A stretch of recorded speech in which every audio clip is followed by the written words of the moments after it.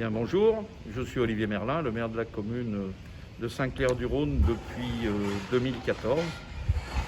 Et nous allons discuter du projet de rénovation de l'espace Bénatru.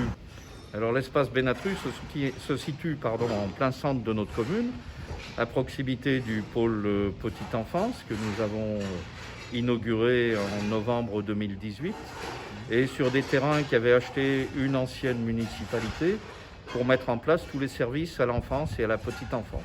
Alors cet espace remonte, si on retrouve certains documents, à 1850. Il a servi de première école au Saint-Clairois. Et puis il a servi après de salle des fêtes, en partie, avec un morceau qui a été démoli en 2018. Et plus récemment, il ne servait plus qu'à la restauration de l'école Saint-Paul qui se trouve à proximité. Et cette restauration sera assurée à partir de la rentrée prochaine dans l'école Saint-Paul suite à des travaux qui ont été réalisés.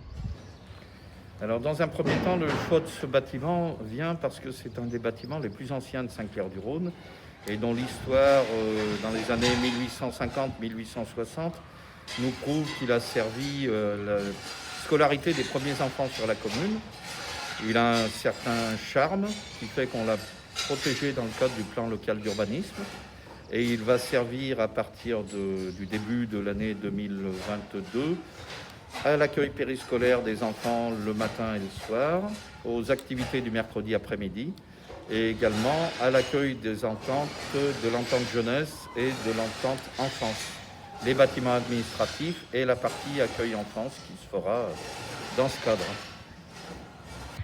Alors on s'est adressé et on s'est fait aider par le service du département de l'Isère de restauration de patrimoine, à la fois la personne de Sabine Joly qui est venue nous voir à plusieurs reprises et qui a demandé des conseils auprès de l'architecte conseil du département.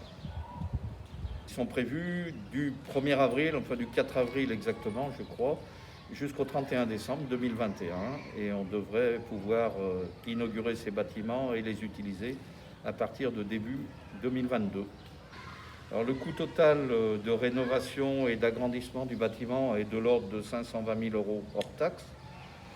Nous avons fait des demandes nombreuses de subventions auprès de l'État, auprès de la région, auprès du département et de la caisse d'allocation familiale qui nous a promis de nous aider. Nous pensons obtenir sans souci 50% de subventions, soit 260 000 €. Et de toute façon, nous n'aurons pas plus de 80% de subventions. Et le reste sera autofinancé par la commune sur le budget primitif de l'année 2021 qui a été provisionné à cet effet. Bonjour, donc je suis Vincent Brezès, conseiller délégué à la culture et au patrimoine de la ville de Saint-Clair-du-Rhône. En tant que passionné par l'histoire de nos communes, j'ai fondé l'association 1804 Saint-Clair-du-Rhône Patrimoine qui recense, collecte et diffuse ensuite sur les réseaux, sur Internet, donc tous les documents, les informations que nous recevons ou que nous récupérons sur la ville par nos recherches. Ça comprend aussi les communes liées de Saint-Alban-du-Rhône, Saint-Prin et Roche-Condrieu, puisqu'elles dépendaient avant de l'ancienne paroisse. L'historique du nom Bénatru, qui est celui de l'anciennement Clos du Cercle, qui a été renommé en 2012 par M. Jean Nemoz, alors maire, en l'honneur du père Bénatru, un précurseur qui, en 1941, et ce pendant 55 ans, organisa, en plus des activités paroissiales, dans le local annexe, les kermesses, chorales, représentations théâtrales, cinématographiques, des soirées de télévision alors naissantes, des voyages, des camps de vacances, et qui lança les prémices des grandes associations de la ville actuelle, Comité des fêtes, Croisade des aveugles. Ensuite, sur l'origine de la construction elle-même, nous tirons les informations du livre Saint-Clair-du-Rhône, son histoire, de notre historien local Michel Guironnet, et des notes relevées avec M. Emmanuel Julien de Pomerol en 1972. Les familles Faure, alors grands propriétaires terriens, sont installés à Saint-Clair depuis 1787. Émile Faure, qui nous intéresse particulièrement, grand bienfaiteur de la paroisse, maire de la commune de 1816 à 1837, était très estimé par tous. Il fonda en 1857, avec son épouse Victorine, les 2 écoles libres, garçons et filles, donnant les bâtiments et en assurant les charges qui furent ensuite reprises par ses héritiers. Cette école de garçons, dont l'instituteur était M. Alfred Chalamet, gérée par la paroisse, fut par la suite vendue en 2006 à la commune et utilisée en salle polyvalente pour les particuliers, associations et les fêtes locales. Bonjour, ici José Hernandez, l'architecte responsable du bâtiment. Je travaille pour l'agence d'architecture EAD, architecte à Salès. Et je vais vous présenter les projets de la salle Benatrou. On avait imaginé la façon de rendre de nouveau la valeur esthétique et architectonique à ces bâtiments, et surtout en travaillant avec les parties extérieures du bâtiment, mais toujours avec une façon à conserver et pas casser l'histoire de cette construction. Les contraintes les plus, on va dire, les plus importantes qu'on a trouvées, c'était surtout l'étude initiale d'abord, pour bien étudier les matériaux existants, la structure du bâtiment, sa fonction et ses pathologies, pour partir d'une bonne base pour dessiner les nouveaux projets. Et les bouts du projet, c'est très simple, c'est de rendre ces bâtiments de nouveau utiles pour les citoyens et pour la commune. Bien, la commune nous a demandé la réalisation des salles périscolaires avec surtout on est à côté des écoles de la nouvelle crèche, c'est pour agrandir l'offre de la commune à ce sujet. Et les contraintes les plus difficiles qu'on a trouvées pour la réalisation de ces projets avec les programmes spécifiques, c'était la construction d'un nouveau volume pour avoir l'espace suffisant.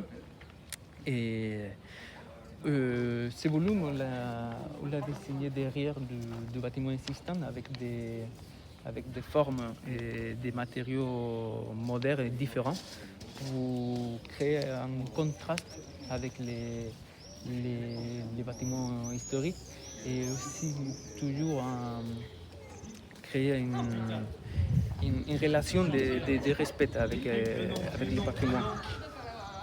Les impératifs, je dirais que les impératifs les plus importants dans ces cas, quand on travaille sur les patrimoines, c'est de respecter l'existant. Et c'est pour ça qu'on a décidé de rénover les façades et de rendre l'aspect extérieur du bâtiment, mais toujours avec des matériaux traditionnels, avec des formes traditionnelles pour rendre de nouveau pour rendre son aspect esthétique original.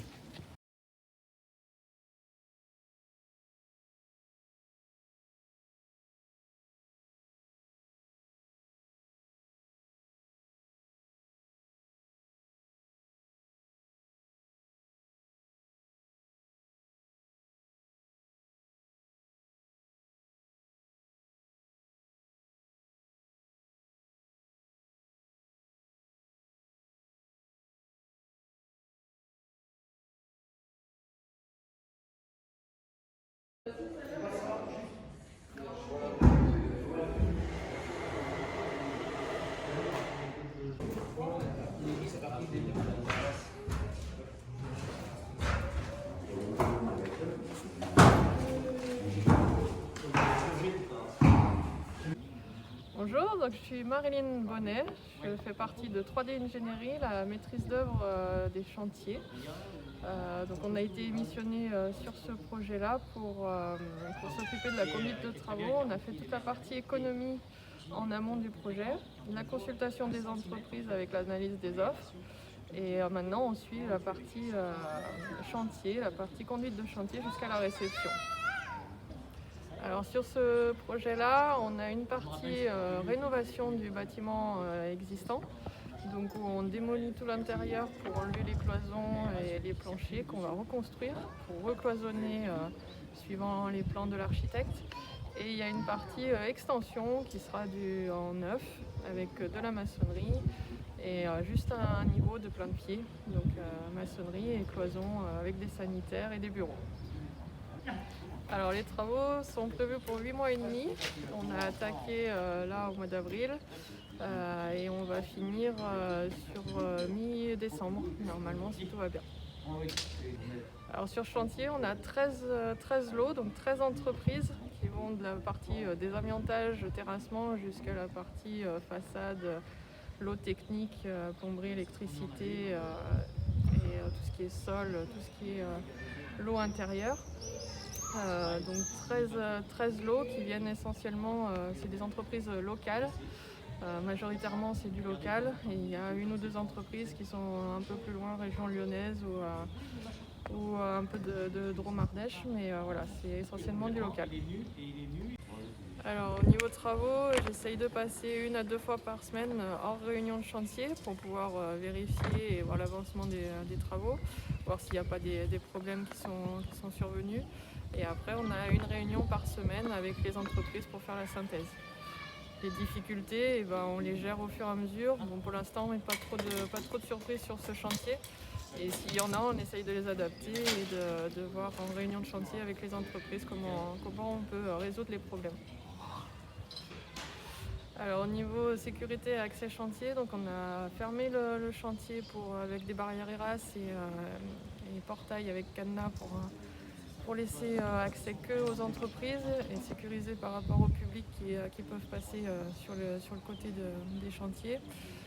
L'intérieur est fermé par un barillet de chantier où il n'y a que les entreprises qui ont la clé pour questions de sécurité vis-à-vis du public. Et après au niveau accès, donc on a fait des rampes, une rampe sur la partie nord du projet pour pouvoir accéder, pour que tout le monde puisse tourner autour du bâtiment. Alors au niveau des nuisances, nous avons surtout de la poussière au niveau de la démolition.